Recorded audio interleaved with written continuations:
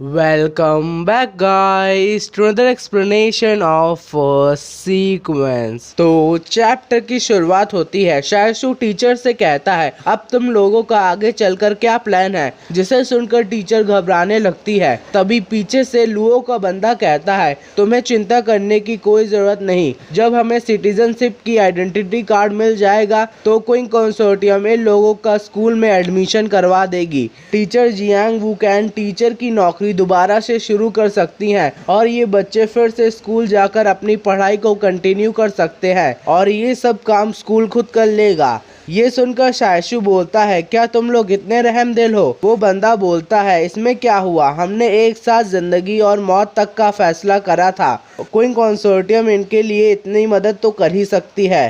वांग फ्यूगी बोलता है लेकिन इस स्ट्रॉन्गहोल्ड का इंचार्ज तो ली कंसोर्टियम है ना। वो बंदा बोलता है ली कंसोर्टियम इन छोटे मोटे मामलों में ध्यान नहीं देती है, ये सब चीज़ें कंसोर्टियम के रिश्तों पर निर्भर होती है। अगर दो कंसोर्टियम के बीच में अच्छा रिश्ता है तो वो लोग हमारे मैटर में उंगली नहीं करेंगे जब तक उस कंसोर्टियम को फ़ायदा ना मिल रहा हो। तो बच्चों का एडमिशन करवाना ली कंसोर्टियम के लिए छोटा सा मामला है। फिर शायशु पूछता है कितने बच्चे एक बार में एडमिशन ले सकते हैं? वो बंदा बोलता है 900 बच्चे एक महीने में एडमिशन ले सकते हैं। अलग अलग स्ट्रॉन्गहोल्ड में अलग अलग नंबर है।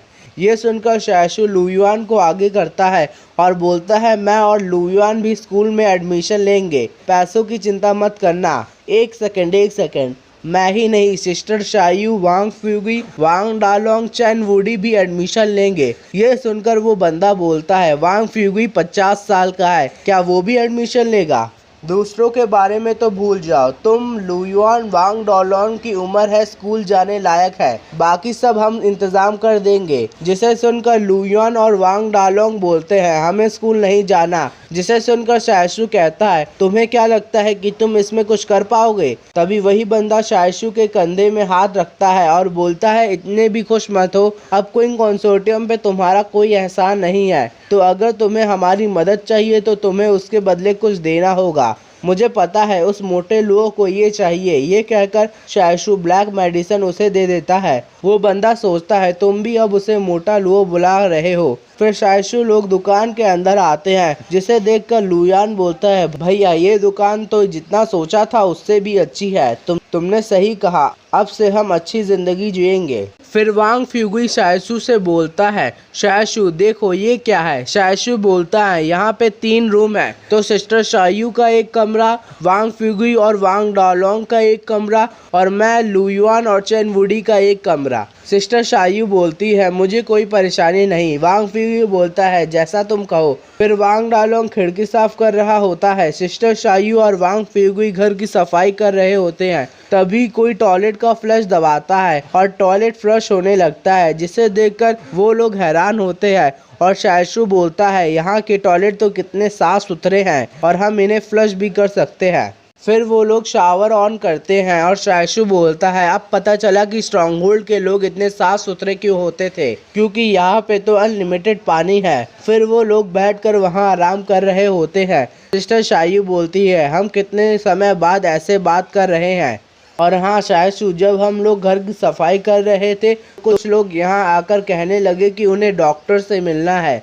ऐसा लगता है ये जगह पहले क्लिनिक थी, वो भी काफ़ी फेमस। तो ऐसा है क्यों ना हम इसी क्लिनिक को वापस शुरू करें। ये सुनकर शायशु बोलता है हम में से किसको मेडिकल के बारे में पता है? मुझे पता है कि मेरे पास ब्लैक मेडिसिन है, लेकिन वो हर बीमारी का इलाज नहीं है। पहले हमें तुम्हारे सामानों को बेचना होगा, वरना वो चीज़ें एक्सपायर हो जाएगी। तुमने सही कहा, अभी के लिए हमें ये आइडिया छोड़ देते हैं। काफ़ी देर हो गई है, कल मुझे क्विंग मनी को चेंज करके ली मनी में बदलवाना होगा। कुछ समय के लिए हमारे पास काफ़ी पैसे हैं। अगर हम दुकान नहीं चला पाएंगे तो हम तुम्हारी ग्रोसरी स्टोर चलाएंगे। अगर ऐसा है तो हमें वो चीज़ें खरीदनी चाहिए जो ज़्यादा समय तक चल सके। क्या तुम्हारी उस ब्लैक मेडिसिन को बनाने के लिए यहाँ पे वो सारी जड़ी बूटी मिलेगी? ये काम करेगा, लेकिन मैं ब्लैक मेडिसिन को बल्क में नहीं बेच सकता। हम बस छोटा सा हिस्सा ही हर हफ्ते बेच सकते हैं। उतना भी काफ़ी होगा, जितनी अच्छी दवाई होगी उतने कस्टमर्स भी आएंगे। फिर शायशु सोचता है मुझे एक ग्रेटिट्यूड कॉइन से 3 ब्लैक मेडिसिन मिलती है, मैं इन 3 बोतल की दवाइयों को 5 या 6 बोतल में बांट दूंगा। कल मैं स्ट्रॉन्ग होल्ड घूमकर अपना सोना बेचने की कोशिश करूंगा, जिससे हमें थोड़ा और वक्त मिल जाएगा दुकान खोलने का। फिर शायशु लू युआन से बोलता है, हमें इतने दिनों से भाग ही रहे हैं, अब हमें अच्छे से आराम करना चाहिए। चलो लू युआन, देखते हैं कि हमने अच्छे से दरवाज़ा लॉक करा है कि नहीं। फिर लू युआन को दरवाजे के नीचे से कुछ मिलता है। क्या हुआ लू युआन? भैया देखो, यहाँ पे एक मेमो है। उस मेमो में लिखा होता है तुम मुसीबत में यहाँ पड़ जाओगे तो यहाँ से जल्दी निकलो। भैया इसका क्या मतलब है? शायशु सोचता है ये हैंडराइटिंग जानी पहचानी लग रही है। यांग शायजुन भी स्ट्रॉन्ग होल्ड 109 में है। अगर ऐसा ही था तो उसने मुझे वहाँ क्यों छोड़ा था? क्या यहाँ भी शायद से कुछ भयानक होने वाला है? और क्या वो यहाँ लुओ को मारने आई है? लेकिन ये बात उसने मुझे पहले क्यों नहीं बताई? मैं स्ट्रॉन्ग होल्ड के अंदर आ गया हूँ, अब तो इम्पॉसिबल है यहाँ से निकलना। वीडियो पसंद आई हो तो लाइक शेयर सब्सक्राइब ज़रूर करिए।